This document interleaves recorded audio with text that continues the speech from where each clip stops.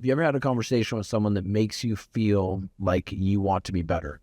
Today, we're going to be interviewing Nick Schlekeway on the 1% podcast, where we interview leaders and entrepreneurs, people that refuse to be average, that want to be the best at whatever they do.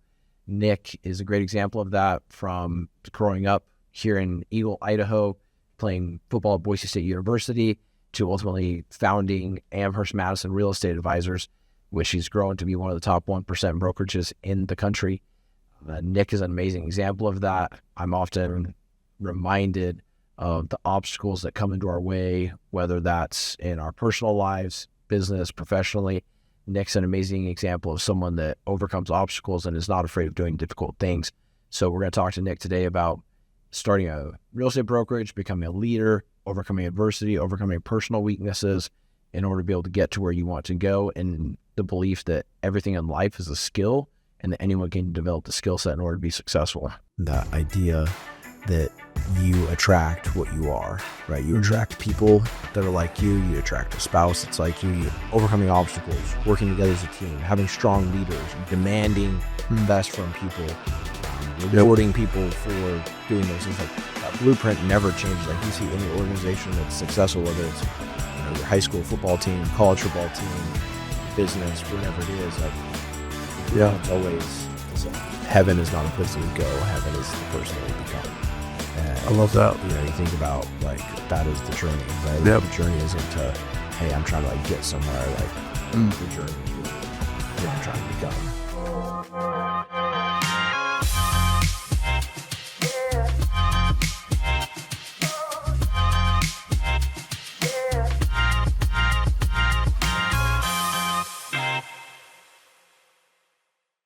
Nick, Yeah, bro. thank you for being here. Thanks, brother. Yeah, appreciate it. We've been wanting to have you on for a while, and I'm glad we were able to get our schedules worked out and be able to make it happen. Me too. As I was preparing for this, I know you and I have been buddies for several years, and we've talked a lot about our mindsets and philosophies. One of my favorite quotes from Marcus Aurelius is that the impediment to action leads to action.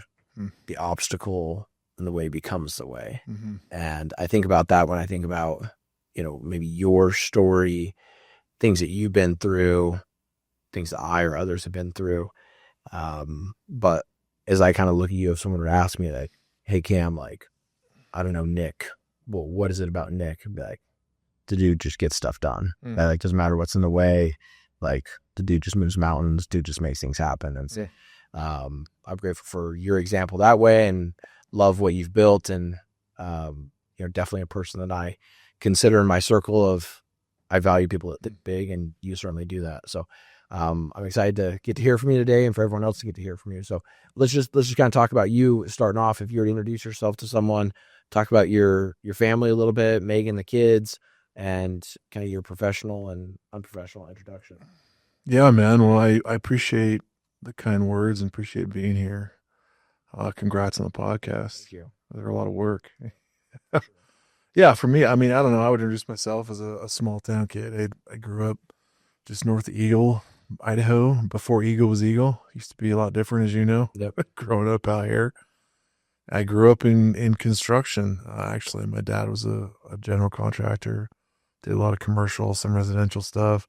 And man, I just grew up being a gopher for him on job sites and working in different trades and figuring it out and trying not to get yelled at. Yeah. Which we've talked about. Yeah, for sure. Our shared background with that. For sure. I mean, but He was a tough guy. he was, yeah. But I learned how to work, I learned that, I figured that out pretty quick. I mean, in my household growing up, like, that's how you were valuable is based on how hard you worked and what you get done. And I'm always thankful to my parents, both of them, because they're both hard workers. My mom ran a couple of hair salons that my parents wound up starting later when I was like a teenager. They were always just entrepreneurs. My dad was always building something in construction.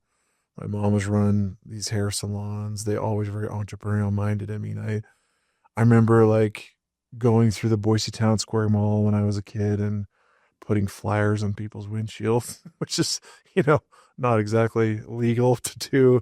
But I just remember like scratching and clawing with my parents as an entrepreneur, just figuring it out, like figuring out how to do marketing or advertising and do sales and get signage up in front of their places and trying to get people in the door. And And my dad got into rentals at one point, and I was helping him kind of manage those, I guess, as much as a teenager can help their dad with something like that. So I had like this really interesting background of construction and kind of entrepreneurial, property management, and all of it kind of leads to real estate, right? I mean, shit, so much in life does. So I think I was primed to want to be in real estate, develop real estate, which is something I do, always done, invest in it. Started a brokerage. So I got on the sales side. That was pretty unique for me, coming out of, college. And then I was a firefighter for the city of Boise. Started selling, got my real estate license. And that was a new part of it. I had kind of built it and been around developing it and been around managing it. I never sold anything in my life. Big learning curve for me. Wasn't sure if I was cut out for it, but I love the challenge. I've always been somebody that really thrives on challenges, thrives on being told I'm going to fail at something or I'm not cut out for it. Nobody thought I was going to make it in sales. We just knowing what they knew about my background. I didn't have the temperament for it. No patience. Didn't have a lot of charisma. Yeah. Ready to go silver tongue someone into a deal. No, I wasn't. But then I also kind of figured out that, hey, there's room for just being a consultative or a consultative approach, or being a relationship-based sales, long-term approach to sales, being an advisor for somebody. I learned pretty quickly that there was a lot of room for that, and kind of this perspective that we all have on sales. I don't know if it's a cultural thing, if it's an American ideal, but we just have a really twisted view of what sales is. And once you figure it out and you get into it and you realize that, hey, it's actually just helping people solve problems, everything changes. Not only do you get better at it, you start becoming more effective at it, figuring out ways to solve problems for people. And that was what I really fell in love with, Cam, is like problem solving. Yeah. And a unique way of doing it with my brain instead of my back, because everything that I'd ever done prior to sales was with my back. Yep. Help people make decisions that are good for them, right? Like when you keep people's best interest at the core, and it's like, hey, I'm just going to help them make the decisions that's best for them.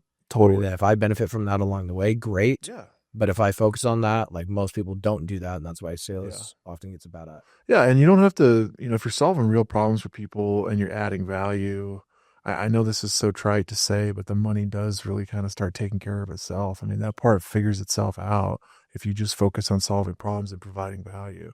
And that world just gets bigger and bigger and bigger. It's like once you figure that out, you're like, oh, well, that applies to a brokerage, and that applies to land development and adding value there, and that applies to marketing, and that applies to writing and teaching and coaching. It's integrated in everything in life, right? Business is just solving someone's problem, right? Totally. You're solving someone's problem, and then the size of the problems that you're willing to solve and the dollar value of those problems you're willing to go try and solve. Yeah. Is a direct reflection of the value that you're able to bring and ultimately how much you're going to get paid for doing it. Yeah, and the sort of negative connotation that we have for sales really doesn't work, and it's not what it's all about. You see people that try it flame out pretty quickly, trying to just sling ketchup obstacles and screw people over, or just be very transactional, in their mindset and their approach. And so I was able to figure some of that stuff out, and it served me well. Yep.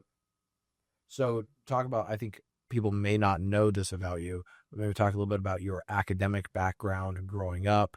You were an athlete, all-state football player at Eagle High School, get a scholarship to go to Boise State to go play football, but you had an academic background as well, which a lot of people don't always put those two together. They think, okay, hey, this person's a football player, but it's funny you say that. So I'll tell you a quick story. So when I was in college at Boise State, I was carrying like a 3.9 GPA or something. And I moved through my coursework pretty quickly. I was a business management major, and I graduated in 7 semesters. I didn't redshirt at Boise State. I wasn't there very long. Some people spend 4.5, 5.5 years in college. I was there for 3.5 years. But I had a good GPA as well. I think it was 3.9 or 8.9 or something. My mom had this like lifelong friend who was in education. I think she was either in secondary education, or maybe she was even worked at a small college, maybe in the Midwest. But this woman could not believe that I was getting good grades. Like she had this perception in her mind of athletes, and they're all dumb, and their professors just pass them through classes because they want to be on the field. And this woman literally did not believe my mother that I was intelligent, to the point that like she actually flew out here when I was in college and went to lunch with me. She did believe that I wasn't just some stupid meathead. And it was one of the funniest lunches of my life. I still remember it. Like, I just blew this woman's mind. She just couldn't wrap her mind around the fact that I was smart, cared about education, cared about academics, had other interests besides football. So, yeah, I mean, that's kind of the flip side of bias, I guess. I don't know, her experiences probably. Well, sorry, for you, where do you think your value in education, wanting to push yourself that way? Why that was instilled from the parents? Was it something that? So my education background was unique. So I was homeschooled until I was a freshman in high school. And a lot of people also wouldn't guess that about me. And this was in an era where, like, in the 80s, I mean, homeschooling your kids was pretty weird. Yeah. You know, it's gotten a lot more popular now. There's a lot of online schools and homeschool. Back then, you're kind of a freak if you homeschooled your kids. My parents got a lot of heat for it, you know, and I did too. But, you know, one of the reasons they did it is they didn't have a lot of faith in the education system, and there's a whole side of that we don't need to get into. But I was very freaking like ADD as a kid. I mean, I was never diagnosed, but if they would have tried to put me in public school, they would have had me on meds in a heartbeat. I mean, my mom taught me algebra and arithmetic with me freaking running around circles around the kitchen table. Like, I never stopped moving. So for me, it was a necessity. But what it taught me, Cam, is how to read a lesson plan and learn the material myself. Like, it really taught me how to research, you know, and this is back in the day, right? Like, we didn't have cell phones and Google and all this stuff. Like, so I learned how to get encyclopedias open and look stuff up and ask questions and talk to my parents and talk to the people they worked with and really figure stuff out. You know, a formative memory that I always hold on to is like I think it was my 7th or 8th grade year. I was going into high school, and I knew that I wanted to go to a public high school because I was playing sports. Yeah. And when you're young, like, you can get away with not necessarily being in the hallways with people. But as you start getting like into high school, it gets more important that you need to be there with them. You need to have that experience with your teammates. Like, you're doing sports stuff all day long at school, the camaraderie. So I knew I wanted to go to a public school, and I wanted to go to Eagle High, which was the biggest school in the state at the time. Talk about culture shock for me. Yeah. But one of the things my mom, she taught me how to write. And it was really, because I was really poor at writing. I was good at math, whatever, but not good at writing, not good at English. And I remember she was freaking out going into my 8th grade year because I wasn't very good at writing. And she made me write, dude. She made me write like 15 book reports in one semester. Like, I wanted to kill myself. I hated it. I hated writing a book report. But I'll tell you what, like, I still remember that to this day as a turning point in my academic career where I learned how to write. I learned how to read. I learned how to write. I learned how to interpret it, get my thoughts down on paper. And there was a lot of stuff like that happened to me with academics where I ran into these walls. I was faced with things that were really difficult for me. And my parents taught me never quit. They taught me the value of hard work, how to stick with things and just grind on until you figured it out. And homeschooling was interesting because, man, a lot of days I was done with school by like 11 a.m. Yeah. But then there's other days where it took me all day long. You know, it's like until you figure it out and do the lesson, it's not done. And sometimes it's fast, sometimes it's slow, but that it's almost like being an entrepreneur. You know, I'm listening to myself tell this story, and it's like what I do now. Yeah, you got to figure it out. And that's the most valuable skill set that anyone can gain is the ability to go and learn on your own and and apply it, right? Yeah. And so, I tell people that all the time. It's funny because you said our experiences were mirrored, although they were a little bit different. But like, I was public school the same way, right? Like, I was never diagnosed with anything, but like, I couldn't wait to get out to recess, go be with my buddies. Like, my motor was just like going all the time. Yeah. I remember specifically in like the 2nd grade having our lesson, and, you know, like, we read a book or whatever, and I finished in like 5 or 10 minutes or something. And, you know, the teacher's like going around helping all the other kids, and I start reading ahead. Yep. And I was like, oh, hey, I can like do tomorrow's work right now, and the day after that, and the day after that, and the day after that. And it's like, yeah, I get the whole week's worth of work done in 15 or 20 minutes. So, hey, this is awesome. Yeah. I just bought myself all this free time for the whole week because I just learned how to work faster. I learned how to teach myself. And I learned like, okay, I'm not just going to go waste this time. And, you know, while everyone else is trying to like go learn this, I'm just going to read ahead. Right? That's that entrepreneur in training, right? 100%. Right. And then you look back and it's like, it's funny because I haven't thought about that experience in probably 30 years. But just you saying that, it's like, and I don't know what that it is, but some people just have it, right? Like some people just have where you just have that fire that just like pushes you. It's like, I'm not going to waste my time. I'm going to go push. I want to be better. I want to be smarter. I like being called up to the front of the class and being asked to like help teach all the other kids. I like getting ahead so that I know that if I want to have free time, I could have free time. But and that what you just said, I'm going to interject there because that was another formative experience for me. You just mentioned like teaching other kids. So being homeschooled, like I had never had any experience with that. So I go into high school my freshman year at Eagle, and on one hand I was like, oh my God, like this is horrible in terms of just like the time, I would sit there and I'm ready to go 15 minutes after we sit down and hit the books. And I'm like, man, I got to sit here for another half an hour while these people like figure this out. So that was a pace. It was just an adjusting to that pace. But then on the positive side of it is what you just said. So I had this math teacher my freshman year. He figured out what I was doing pretty quickly, that I was reading ahead and I was looking ahead to the lesson the night before. And so he said to me one day, he's like, hey, I want you to teach this lesson tomorrow. He's like, I know that you're just like reading ahead and looking at this stuff anyways. And just one of these cool experiences you have with a teacher that was formative for me. And I had some great teachers in my life, and he was one of them. And man, I'll never forget that. I'll never forget like how excited I was to do a lesson plan, go into class the next day, like teach this entire thing. And there was 30 kids in this class. And I just like, I'll never forget how impactful that was. Cause then it kind of flipped on the switch in me of teaching others and like helping other people. And then also I learned the lesson of, if you really want to master something, you have to teach it. Like that's how you master any topic. Right.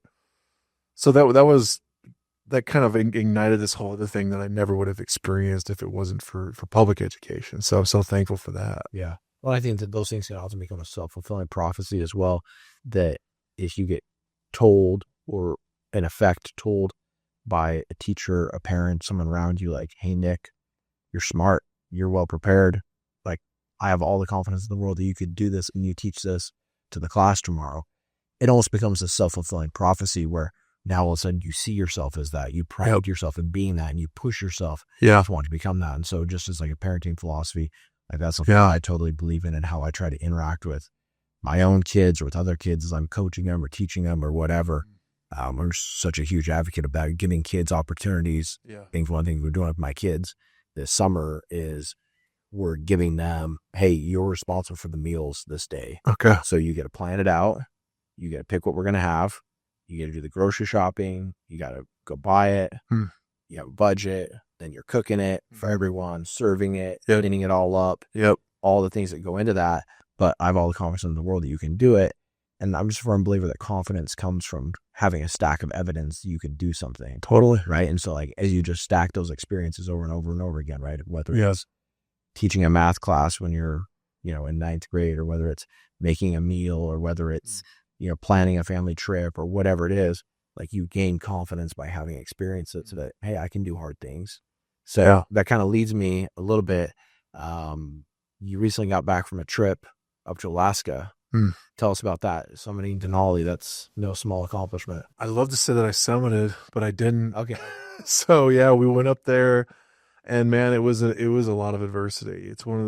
It's like the reason I think that people that love climbing, man, it was one of those trips that it's like you hate on one hand, but you love on another, because there's just so much adversity. We just got pounded by weather, and it happens on that mountain. I mean, it's the biggest mountain in North America, not just in terms of height, but just in terms of exposure and scale, and the distance between, the base and the summit and sea level. And it's just this mammoth of a freaking mountain in a big range, in the Alaska range. I've climbed and backpacked off and on my whole life. Like, that's something my dad started doing me when I was young. So thankful to him. Fell in love with it. Fell in love with the outdoors. That's one of the reasons I never left Idaho. Love going up to the Sawtooth and going to the Lost River Range and all the special things that we have here. And a few years ago, man, I started really thinking about how old I was getting, how much time I had left to climb seriously. I'd love to get on some 8,000 meter peaks at some point in my life. I'd love to go climb in the Karakoram or something, or go climb in Nepal. And so it was like, well, if you're going to do that, you gotta do it. I mean, you got to get on that path and go find out what you're made out of. So I did Rainier a couple years ago. And in fact, you and I both know Tori, and he's McElvain. He's kind of on the same journey in a lot of ways. Sure. He just in here last week. He did Rainier this year, and so I'm going to have coffee with him here in a couple weeks, and we'll talk about Denali. And now I got to go back because I didn't summit. So, but yeah, it's one of those mountains that's like, hey, if you can go do that, then you can get serious about climbing some of the bigger mountains in the world. And we just got pounded by weather, which happens, So it snowed. I was on the mountain 17 days, snowed 6+ feet. It was at our camp at 14,000 feet. It was 10 below in the daytime, 20, 30 below at night. And the winds were just really erratic. I mean, we'd have days where it was blowing 30, 40, 50 miles an hour. And we never got a good enough weather window to summit, basically. So you go up to this camp. Our high point was like 17,000 feet, and the summit's 20. So we didn't quite get there. We just ran out of time. I mean, you only have so much time to sit there and wait for a weather window. We just never got it. But it's one of those trips where I was thankful to get home safe with all my fingers and toes, because there was a ton of people that were getting frostbite. There's people that got flown off the mountain with pulmonary edema. One guy was doing a ski descent actually from 14,000 feet and actually lost his life on the same route that we were on.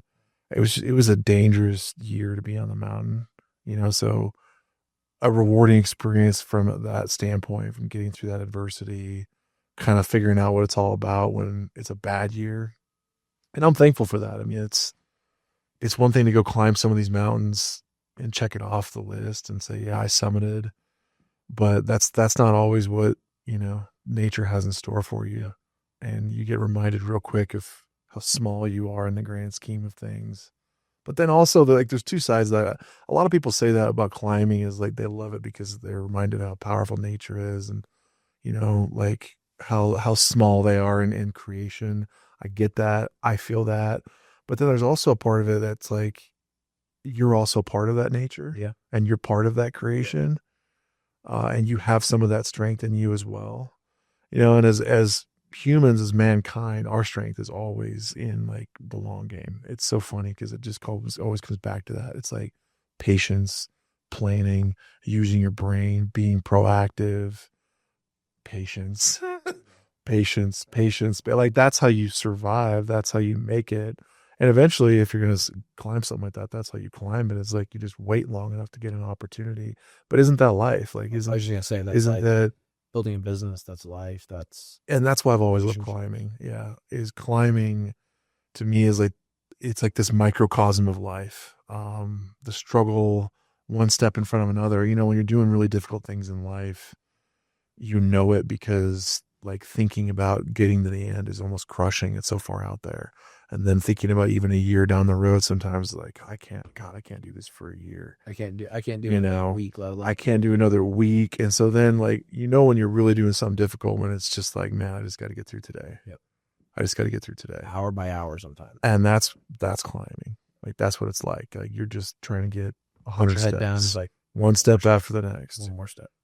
So people think I'm nuts because that's my vacation, but I get a lot out of it. It is a little nuts, but it's also very good that you get something out of it. No, I remember learning that lesson several years back too, taking a bunch of scouts on a hike, and the same thing was true, right? Like, I just felt like, okay, the only way we're going to do this is just like one step in front of the next. Right? Yeah. That's like sometimes looking too far ahead becomes a detriment. It does. It becomes overwhelming to you, right? Yeah. Right? Eat the whole elephant. But if you can just focus on taking one step at a time and just do what the day requires. Yeah. I like to use maybe a biblical analogy of that, is that when God led the children of Israel out of Egypt and they spent 40 years in the wilderness wandering, they lived on something called manna, right? And this manna, they couldn't gather up enough and keep it. They could only get enough for one day. And, that idea of like this daily bread, like just get enough for today, just get one more step, one more hour, just do this thing, just focus on the one thing ahead of you. Yep. Don't worry about the things after that. Just do this one thing. Yep. And then wake up tomorrow and go do the next one. Yep. And then go do the next one. And then go do the next one. And there's something about those really difficult and dangerous experiences that it strips everything away. And I believe firmly for myself, it really is like, it's how I get closer to God and am challenged by him to drop everything else and have faith in him and him alone. It's like when you're just trying to survive the day, stay warm, keep from getting frostbite, get enough calories in you, and literally just not freeze to death. It forces you into that place where you go to him. Yeah, that's one of the best things I get out of it. Yeah, I think it's not, by chance. The way that God would often speak to prophets anciently was on the top of a mountain. Yeah. Right. And it's Yeah. Number one, it was probably difficult to get there. Yep. It was a trial to patience. It was going to take time. All those things that you just mentioned. But, going and doing something hard puts you in a place to where you're more humble and you're more receptive. Yeah. And maybe that was perhaps, more for the recipient than anything was. Absolutely. Place. Yeah. So, let's talk about your experience at Boise State and playing football. We've already talked about the analogies with climbing and through education, but let's talk about your experience playing football. You're part of the legendary Boise State 2007 Fiesta Bowl team, which, there's hardly ever a day that goes by that I feel like I don't see a clip from that game, which I'm sure is an awesome experience. Coach Pete was a mentor. I'm sure there was a lot that you could share that you learned from him.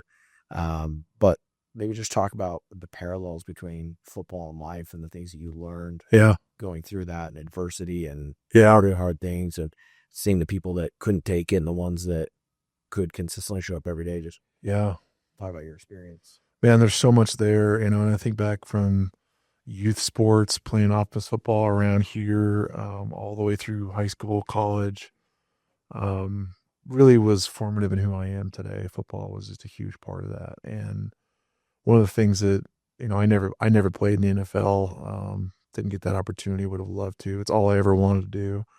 And it was a big, big disappointment, the kind of destruction of a dream for me when it didn't happen.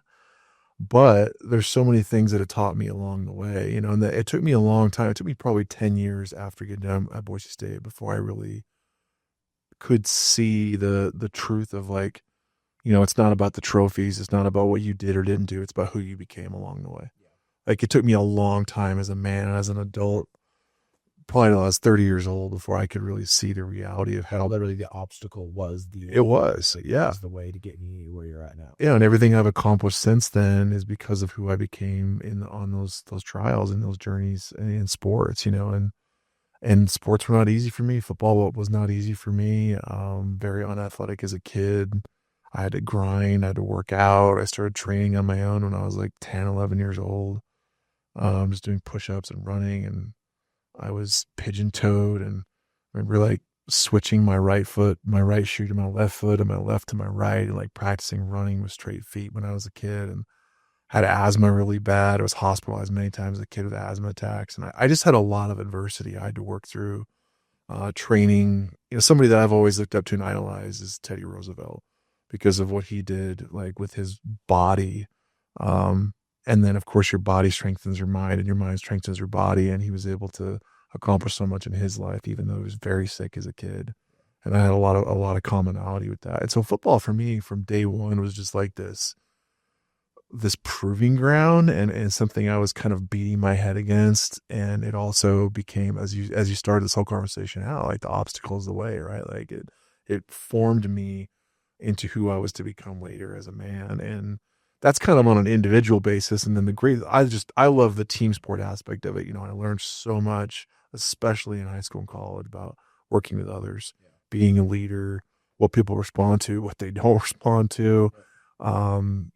Keeping your composure, leading by example, that to me is really the only, I shouldn't say the only, but the pure leadership, the only pure leadership in my opinion is leadership by example. I mean, it's like people will only listen to what you say for so long, and then they're going to watch what you do. And your kids, that being a dad, it's like, you can say whatever you want. Like, they're going to follow what you do. And they're going to emulate what you do. It's terrifying. Like as a parent, you're like, oh my God, but it's just it's reality, and everybody's the same way. We all just watch each other and emulate the behavior that we want to emulate and who we want to become. And so football, Yeah, I mean, that was from the age of 7 to, 15 years, 22, 23, and really formed the basis of who I became. And yeah, I mean, the Fiesta Bowl, you get to do things like that. And I was blessed because, man, I mean, I always won as a player, and I was always on teams that won. I mean, we won championships when I was 8, 9, 10 years old. We won state at Eagle High. We're undefeated, like ranked top 100 in the country when I was like a sophomore in Eagle High School.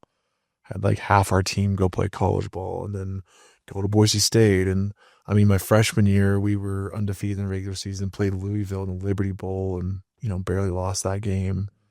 And then the next year, weren't quite as good, but then won the Fiesta Bowl. I just was on a lot of winning teams, had a lot of great coaches. And that for me was like the cherry on top of man, just getting to be as a part of an organization that is excelling at a high level. Yep. I didn't realize at that time how valuable it was. Yeah. I really didn't. But being at Boise State and all the games we won and the championships we won and the Fiesta Bowl set me up for success in terms of just giving me this barometer that I would weigh other things against and what a high functioning championship organization looks like. Yeah. I knew what that looked like. Blueprint's pretty much the same, right? Regardless is. of what you do, Yeah. regardless of whether you're, Apple or Amherst Madison real estate advisors, Yeah. anything else, right? It's like the blueprint is always the same. The industries are different, right? Yep. Maybe even some of the culture or fun nuances that people have with their particular organization may be different. Yeah. Blueprint's always the same, right? The preparation, the hard work, the culture, overcoming obstacles, working together as a team, having strong leaders, demanding the best from people, rewarding people for doing those things. Like that blueprint never changes. Like you see any organization that's successful, whether it's, your high school football team, college football team, business, whatever it is, like the blueprint's always the same. Yeah. And when I started realizing that, it really came full circle for me. It was probably 4 or 5 years after I started Amherst Madison, so a couple years after I left the fire department, because I did both for a couple of years.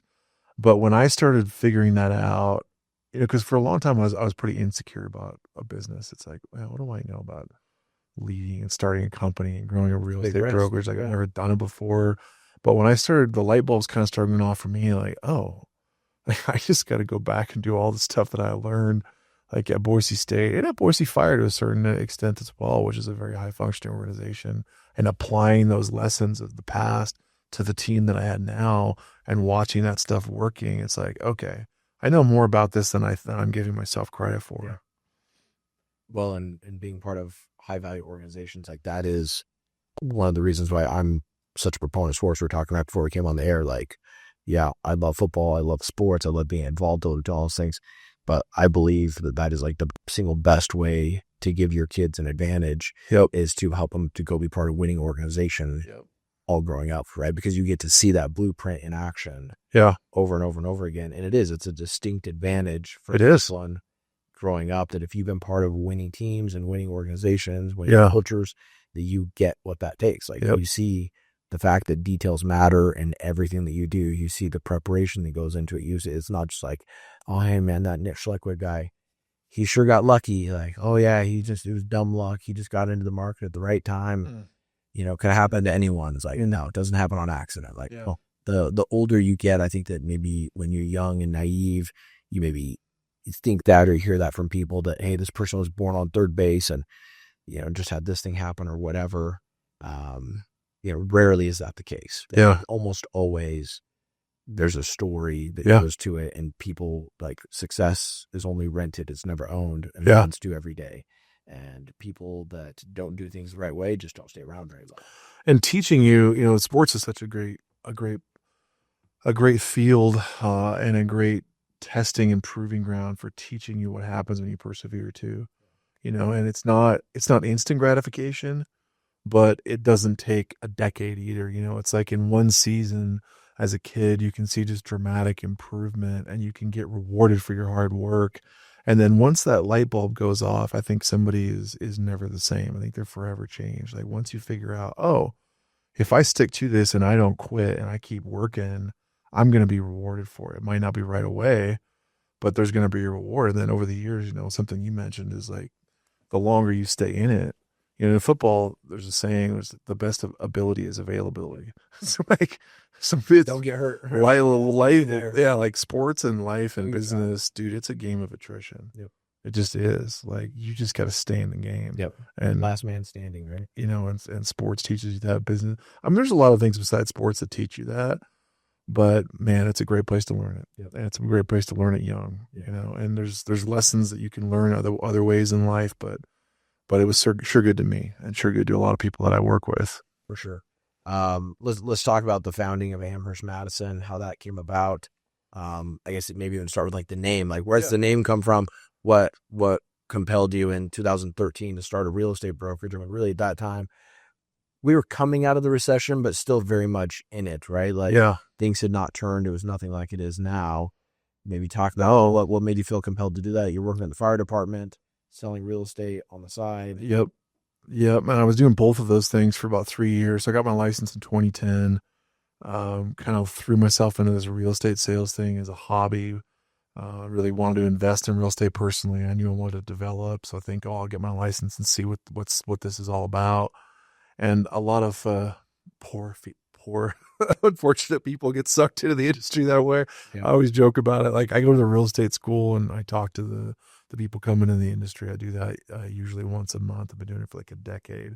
And I always tell them, like, just be careful because it's kind of like a river. Once you stick your foot into it, it's going to suck you in. You don't know where you're going to wind up. Yeah. Because that was me. I just wanted to invest in some properties. But hey, you get your license. And it's like, well, I might as well start working with people. I got this license.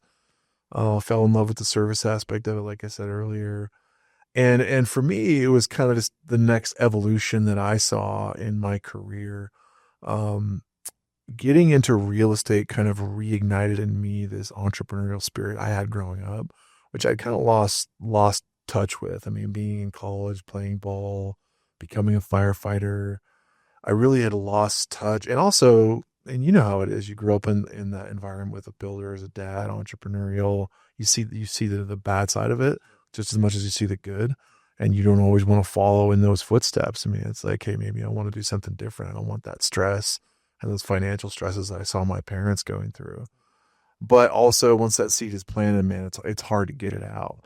And so getting into real estate reignited that in me. I hadn't thought about it in a long time. And I was like, oh shit, yeah, I like this. I like being creative and marketing and hustling and figuring things out, you know. And then real estate itself, I became very passionate about in terms of the B2B side of it. So I couldn't find a brokerage that had the culture I wanted, that had tools, that had resources, that had training that was actually effective. Huge weak spot in my industry is just really bad training.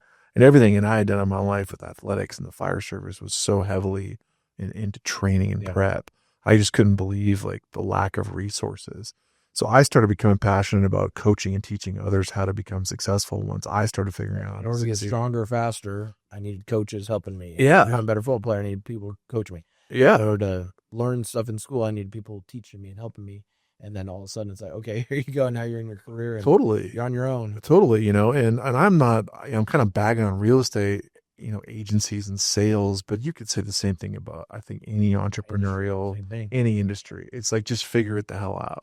Well, I pretty soon saw that there was a lot of opportunity to go start a brokerage and make it founded on teaching and culture and leadership and education and like teaching other people how to do this thing. You know, and for me, because I didn't have a background in sales. I never sold anything in my life before real estate. I didn't really have a temperament for it. It was a learned behavior. I thought to myself, hey, if I can figure this out, especially in the 2010 to 2013 market, anybody can do this. You know, because our market at that time was kind of a bloodbath. I mean, 75% of what I sold was distressed. I mean, a story I always tell people was like, so short sales and foreclosures, right? Well, I mean, at the time, to do a short sale took anywhere from 90 to 180 days. And the stack of paperwork you had to put together for the banks to approve it was a mile high. Everybody was using fax machines still, if you can believe that. You know, I did a short sale for Citibank one time, and I was still a firefighter at the time. And it actually was nice because I had a fax machine at the station. But they had one fax line for North America for all their short sales. And so there was hundreds of agents around the country any given time. And we would just sit up all night long and try to get these faxes to go through. Because we would be like 3:00 in the morning trying to get a fax to go through. And so it would take like 5 days just to get your fax through. And so you had to make sure that like all 50 of the documents they wanted were accounted for and correct. Otherwise you got shuffled back to the bottom of the line. It's just like, that was my environment of quote unquote sales that I came into. And then if, the commission's like $2,000, it's like the first house I ever sold was $35,000. And, my average sales price in the first couple of years was $95,000. Like, it was crazy. I mean, you could buy a 1,200 square foot house in Nampa for $60,000. And so if I could do that, my mentality was like, man, if I can figure this out, anybody can do this. And so I started the brokerage with that in mind. And also I really got fired up about owning my own business again. Like I said, that was kind of dormant, but a couple years into sales, figuring it out and saying, oh, well, there's things that I need. Hey, other brokerages are not providing it. I can't find it out there. Other agents need it. I'm going to go start my own thing. And I think all entrepreneurs have that in common, right? It's like, we have an itch we want to scratch personally and we can't find a solution to it. So like, well, I'm going to create it. And that's what I wanted to do. And I really wanted to grow a culture, grow a team, own my own company. The fire service was a blessing to me in so many ways. It was great in so many ways. But I just was getting stagnant in that environment, and fighting fire is awesome, quite frankly, but you just don't get to do a lot of it. Yeah. I wasn't really in love with EMS, which was a big part of the job. Loved some of the guys I worked with. Not so much others, and in that line of work, like, you have very little control over who you work with. Yeah. The entrepreneurial fire certainly was not getting fed. It just wasn't, no. So I made the jump in 2012. So November 1st of 2012, I left the fire service, started Amherst Madison the next summer. And it's just been kind of a whirlwind ever since. But the brokerage was founded and grown on principles of community, of education, of coaching, all the things that were critical to me as an athlete, as a student, as a firefighter. I wanted to try to figure out, how to continue to give back. So the name Amherst and Madison were two kids I met through Make-A-Wish that are cancer survivors. And that's making a really long story short. But it took me forever to name the company. That was the hardest part of me. It took me like 6 months. I had hundreds of names up on a grease board. And ultimately, I was just telling a story one night about this family that I had met through Make-A-Wish. And I had always had a great volunteer relationship with them. Boise State Athletics has a lot of really good things to do with Make-A-Wish, and I started volunteering for them in college. And so people that organization was so impactful on my life, it changed me forever. To watch some of those families, and I mean, it just rips at your heart, struggle with what they struggle with. Our problems are so minuscule compared to what they're dealing with. Changed me forever in terms of my thought process on being grateful, the struggle other people are going through every day that we don't know about. And so that was always really important to me. I became a board member of Make-A-Wish Idaho later in my professional life, and I wanted to name the company something that was meaningful. So everything just kind of came together. I was telling a story to one of my partners one night, and he's like, "Man, we should call the company that." So so we did. So, and it just fit a lot. I had all these criteria, Cam. I was kind of nuts about how many criteria I had with the company now. I had like 30, and it checked every box. Yeah. No, it's amazing because it is like, it's a great name, right? It's almost like, Berkshire Hathaway or something, right? It's like Amherst Madison, just kind of like, it just fit. It rolled off the tongue. It kind of had like the professional, quality brand connotation that we wanted to. It certainly couldn't be my last name because, let's face it, nobody can spell Schlekeway. It's kind of like with Ray Kroc when he's talking about McDonald's. He's like, we named it Crocs, Like, well, don't want to come here like Crocs. They want to be the Croc, but McDonald's, that's something different. Yeah. So some of us with weird last names, I guess we got to be a little bit more creative. But awesome. So talk about what you guys are doing. Talk about the growth of the company. Obviously, you guys have had a ton of success, and the company's blown up. Obviously on purpose, and that doesn't happen on accident, but maybe talk about what you guys have done. You have multiple offices now. You have one that you've recently put up in Valley County. Yeah. Yeah, well, we've been able to really, on the agent side of things, kind of looking at recruiting and growth and production. It's because of our training, really good facilities, coaching, mentorship, building that culture of discipleship, really, and people wanting to emulate others and follow in their footsteps. That's been a big part of our culture from day one, and was able to get some really good people. First agent that I ever recruited, and he was brand new out of real estate school, was Matt Bauscher, who became the #1 agent in the state. And I was able to find some great people like Matt, Mike T. Williams, been with me forever, also at Boise State. Guy, got people like Matt Weston, later on, people like Katie McFerrin, Christina Drake, like people that just want to do it the right way. They work hard, they're grinders, and they really have a passion for their clients, their community. So that's kind of was a niche that we jumped into on the agent side of things. And then because of the way they do business, and because of effective marketing and branding, we've been able to be really successful in the luxury space. And it's not necessarily because we set out and said, hey, we're going to be the luxury brokerage, because we didn't. We set out to be like the high standard professional brokerage, but there's a certain clientele that are attracted to that brand. And so we've been able to be very successful, have the highest, average sales price in the state, sell a ton of $1 million properties, part of the best luxury network in the world called Luxury Portfolio, and really are the #1 luxury brokerage in the state, because of all that work. And so going into Valley County a couple of years ago was kind of a natural progression for us. For sure. And that market is so interesting, really started to become very dynamic. I think was stagnant in a lot of ways for a long time, but things are really starting to bust loose up there, as I'm sure you see on the construction side of things. There's a lot of stuff happening in Valley County right now. So it's a pretty exciting time to be growing up there as well. Yeah. Well, the secret's out about McCall, Idaho, right? Like once upon a time, it was a time that there's only a place that people around here knew about. It was kind of like people from Boise that had been successful would have a place up in McCall or something, a lot of historical family cabins that have been there for 100 years or something. And then the secret's out now. Yep. Obviously with Whitetail and Jug Mountain and and everything that's going on in Tamarack, and their investment into that place, a commitment to it, coming back again and again to keep investing in it because they see the potential up there, and what that area and Don Lane McCall is going to become it's going to be pretty wild to see. That's for sure. Yep. So for us, as a brokerage, man, it's always been about training, business development, and then we really lean heavily into marketing as well. Even going so far as just starting our own marketing agency called Telos Creative, investing a lot into really, talented people that know how to brand, know how to market, know how to set agents apart, and then also leaning now heavily into development. And that's something that I'm focusing on hard in the years to come is having our own product, our own product lines, like our own developments.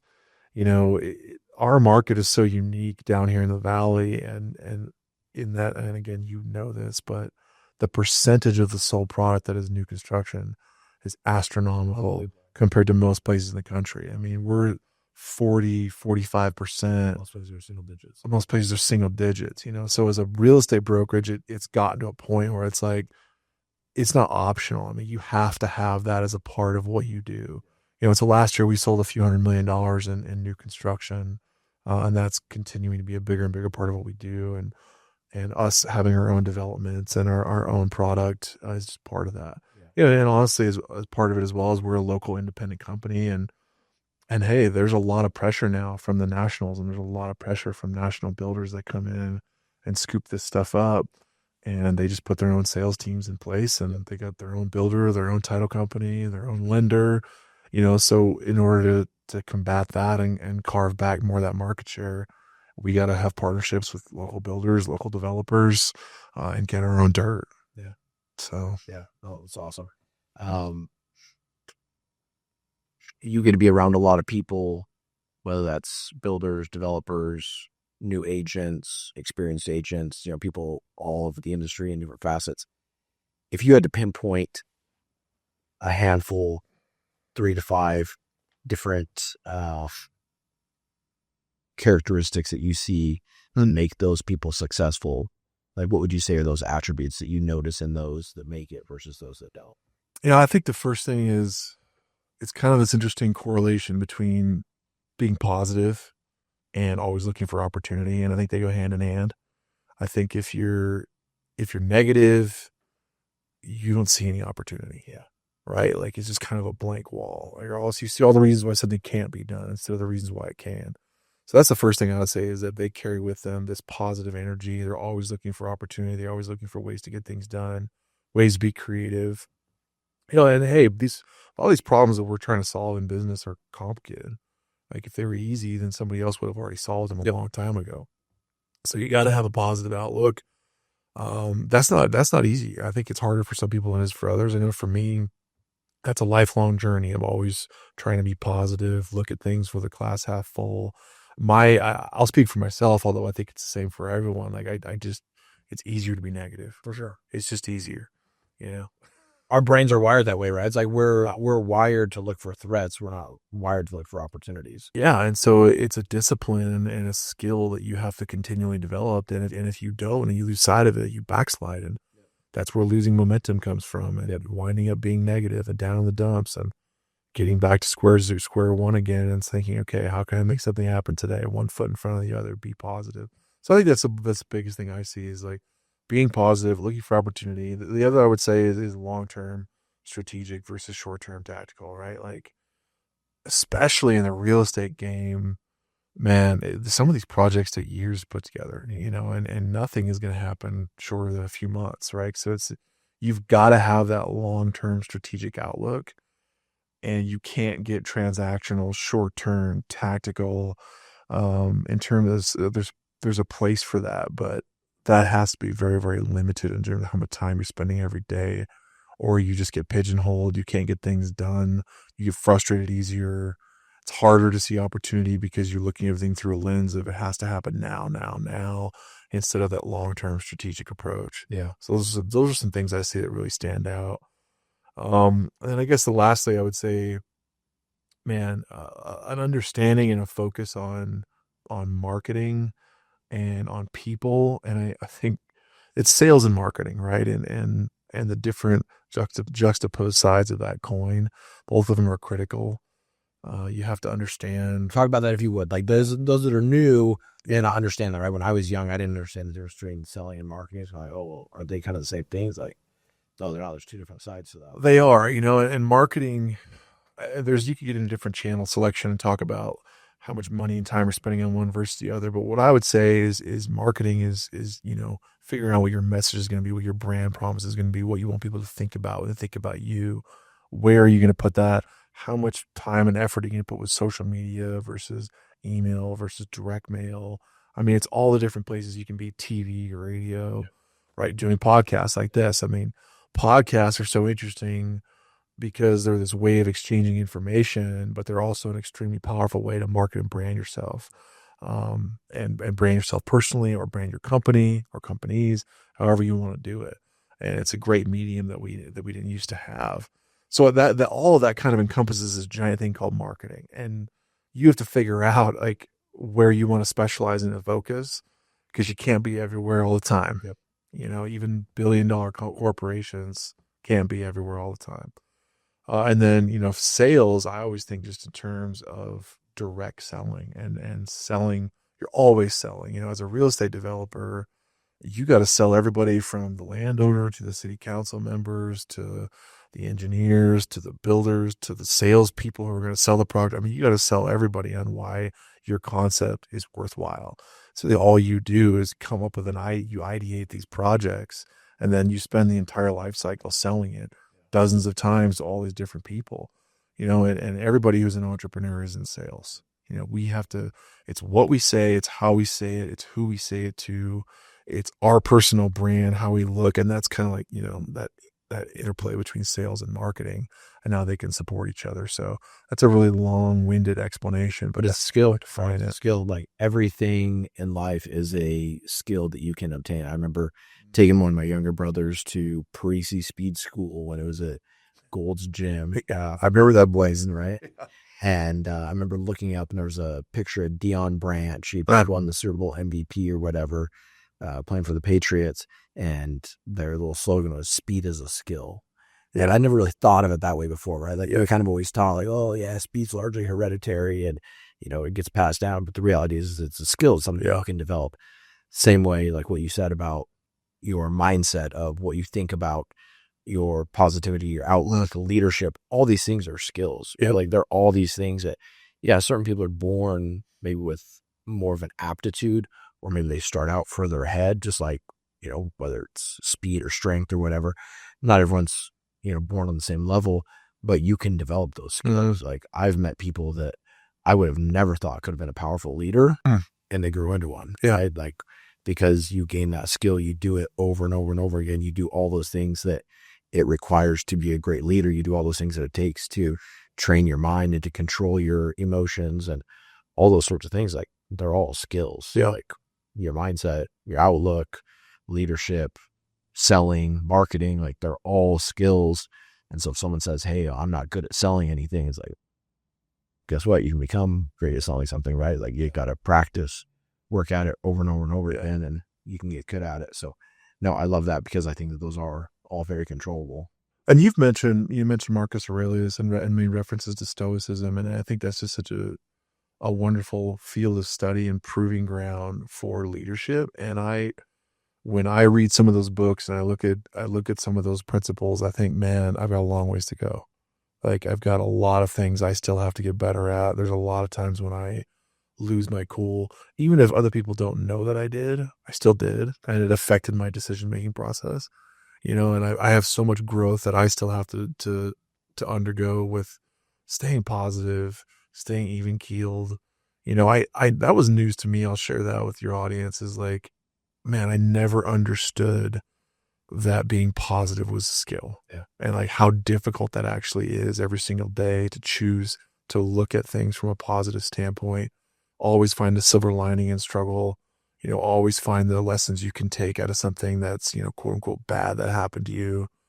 And I just think it's so great that you referenced, like I said, Stoicism and Marcus Aurelius and that whole line of the school of thought, which, by the way, it's also very interesting to understand how many correlations there are between, like, Christianity and Stoicism. It's very, very fascinating when you read the Bible, and Truth is truth regardless of where it comes from. Yeah. And that's how you start to know, that's how you really know you're running into something that is based in truth, is it pops up everywhere. The principles are self-evident regardless of where they came from. Absolutely. Quotes that you reference, that things that I'd made notes of coming into this one. And Marcus Aurelius also said, you have power over your mind, not outside events. Realize this and you'll find strength. Yeah. Right? Like, understand that it comes from within us. And then Seneca, who may be my favorite Stoic, he was a slave and was perhaps the biggest influence on Marcus Aurelius, said we suffer more in imagination than in reality. And so many people do, like, they are the victims of their own mindset, right? Like, they suffer so much in thinking and focusing on things that have gone wrong or things that could go wrong, rather than looking for opportunities, rather than looking for what they're grateful for, rather than seeing the glass half empty and their life as being a blessing, and seeing that, like, there's new opportunities every single day. Yeah. And learning to train your mind to see those things is a skill set. Right? Yeah. Doesn't have on access. And you have to bring an incredible amount of discipline to that, especially considering in our age, society, culture, social media, for example. I mean, and podcasting, like, there's so much input every day, all the time, coming at you. And you really have to be disciplined about what you let in. As Jim Rohn always used to say, your mental factory. Jim Rohn is somebody that was so influential in my life, ROHN, sort of the godfather of, like, personal development and public speaking, taught Tony Robbins so much of what Tony Robbins figured out to get started. In fact, Tony used to work for Jim. He traveled around and sold tickets to his seminars before he would speak in these cities. I found out later, after the fact, that Jim, he passed away before I ever got to see him live. I found all his YouTube stuff. That's actually one of the biggest things that kind of pushed me out of the fire department and reignited this fire in me to be an entrepreneur, was I started watching all Jim Rohn's old seminars on YouTube. And he always used to talk about your mental factory. Like, you have to be very cautious what you dump in your mental factory. And he was talking about, like, the newspaper and, the 5 o'clock news or whatever. And now we have this thing called social media that is just, like, dumping content into our mental factory all the time. Yeah. Got to be careful what you put in that thing, man. Yeah, we talk about, you are the product of the 5 people you spend the most time with. Yep. And now that's evolved because people's social media has an impact on you too, right? It's not just like, hey, I'm buddies with Nick, we get together, but it's like, I'm not around you nearly as much as I'm around some of these influences that can come into my life through that, right? So controlling what comes into your mind, what you see, what you view, who you're around, all those things have a huge impact on you. Yeah. And that thing is just full of scarcity. So scarcity and fear and lack, and this guy's got that and that guy's got this and I don't have this. Yeah. Well, that was going to be one of my last questions for you, was if you had a book or a person that you felt like it made a huge impact on you and leading to you to where you're at today, if you could pinpoint. Yeah, it was Jim Rohn.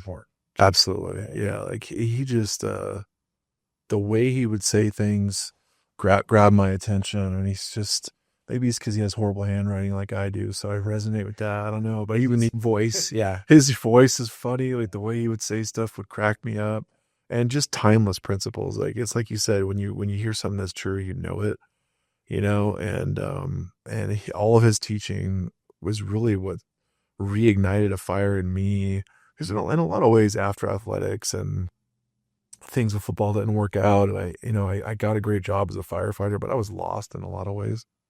I really was. I'd kind of forgotten who I was, forgotten what I was all about, kind of stepped off this path of personal development and really was floundering in a lot of ways. And finding his stuff was just like this great slap in the face for me, a wake up call of what I was all about and what I was passionate about, and getting back on the path, right? Like Jocko Willink always talks about the path. Like that's what I needed is that reminder of what that path was to get back on it. Well, and I guess to use like a simplified Disney analogy, right? Like that's the story of the Lion King. Yeah. It's like, that's the story of Mufasa, Simba, whoever Mufasa ends up being, to you. And, we're all kind of the proverbial Simba, that we all get lost at some point in our life and kind of go off on this other way that's less than who we're meant to be. Yep. And then kind of being reminded and brought back to that. And then, okay, now you got to go do the work, right? Now you're aware of it. Now you got to go do the work. And that's what's so cool to me. So much of the reason why I've gravitated towards speaking, sharing stuff on social media, doing keynote speeches, like falling in love with speaking, not only in my company, but outside of it, doing podcasts like this, is because, hey, like I was so fortunate to have other people that I ran into that poured into me, and that influence from somebody like Jim Rohn, but then also Tony Robbins and all the other hundreds of people out there that, some people that nobody would even know, but I heard something that changed the course of my life. And so I want to do whatever I can to pay that forward and add that back into somebody else's life as and where possible. Yeah, love it. Last question for you. If you could give one piece of advice to your 18-year-old self, what would it be? To my 18-year-old self, I would say be patient and be kind to yourself. Wasn't very kind to myself for a long time. Felt like everything that happened needed to happen now. If it was bad, it was the end of the world. Really, really self-deprecating in a destructive kind of a way. And just wasn't nice to myself, man. Just for a long time, really struggled with that negative self-image, and just, again, it was like seeing everything as that glass half empty and that negative outlook. Took a long time to figure that out. I'll never have it figured out completely. Yeah. But I think we all have our crosses to bear. We all have things that are always struggles for us. That's one of mine. I would have said to myself. Yeah. Byproduct of often perfectionism and complex, right? Where it's like you push yourself so hard to be great and to be the best at everything. And obviously when you fall short, then it's easy to be overly disappointed. But in reality, it's like you're achieving a lot, you're doing amazing things, and having patience with yourself. What would be a piece of advice you could give to young people today? If people 18, 25, 30 years old, someone who's watching or listening to this podcast, what would be a piece of advice that you would give to them? Ooh, man, that's a great one. And it's one I'm getting fired up about more and more as the day goes on. And I heard it said recently, kind of this distinction between learning information versus becoming a disciple. Like when people in our culture and our society think about being a student, what comes to mind for them is learning information. It's just like downloading information so you can pass a test, so you can get past the class, or learning. Yeah, Cam, like just tell me what I need to know to do the job. Like it's that kind of attitude. But that doesn't lead to mastery. It doesn't lead to fulfillment. It certainly doesn't lead to excellence in any way. You know, people that have fulfillment, that have mastery, that have excellence, I mean, they really apprentice themselves. They really become a disciple in a lot of ways. They don't want to just learn information. They want to emulate the behavior, the characteristics, the life of somebody. Yeah, that is, there's kind of these two different paths I see, and more and more, and this could just be me, maybe I'm just getting old, man, I don't know, but I feel like more and more people like just want this shallow level information, and they're not interested in really becoming an apprentice to somebody and learning how to do something the right way, and honestly learning who they need to become in order to have the success that they want. It's like, no, you need to become the person that attracts the success first before you're ever going to find it on the level that you want to find it on. And that's not sexy. It's not what people want to hear. But the people that I see that just are like, yeah, just give me the information. They flounder, they fail, they move on quickly. They don't make it in anything in life. It's so much more about who you're becoming than it is the little data points that you get access to. Love it. Could not agree more. Right. There's a quote, where is the knowledge that where's the wisdom that we lost in knowledge? Where's the knowledge that we lost in information? Yeah. Information can often be the thief of true knowledge. Even knowledge can be the thief of wisdom. And focusing on what is the practical application of what I'm learning for constructive purposes. Yeah. And yeah, that idea that you attract what you are, right? You attract people that are like you attract a spouse that's like you attract people to work with you attract opportunities based on who you are as a person. And so building who you are as a person, spend 10 times the amount of time developing who you are as a person, and then money, opportunities, everything else will from that. But I also heard a quote recently that said that heaven is not a place that we go, heaven is the person that we become. And I love that. You know, you think about like that is the journey, right? Like, the journey isn't to, hey, I'm trying to like get somewhere. Like the journey is really who I'm trying to become. Yeah. It's so powerful. And you just highlighted the flip side of the coin, right? Which is telling people that, encouraging them to apprentice themselves or to look to somebody that they want to emulate. Well, the flip side of that coin is, what behavior are we showing that would make somebody want to emulate us? You know, if we're going to be in a leadership position, and it really just like highlights, underlines, bold, italicizes the problem we have in our society of morally, you know, corrupt people that are in leadership positions, or people that don't live lives that are worth emulating. Because I think a lot of young people, they hear that advice of like, yeah, find somebody to emulate, and then they look around and they're like, who? Like, who am I supposed to do that with? That's why we're doing this. So yeah, absolutely. No, love it. Thank you for coming on, Nick. It's been an absolute pleasure. Yeah, man. The man will link all your social media. How can people get in touch with you if someone wants to get in touch with you? Connect with me on LinkedIn, connect me on Instagram, go to my website, shoot me a contact form on there. Any of that stuff works. I'm pretty easy to find. So, in the words of Deion Sanders, I ain't hard to find, right? Yeah. So appreciate it, Nick. Thank you. All right, man. Thank you.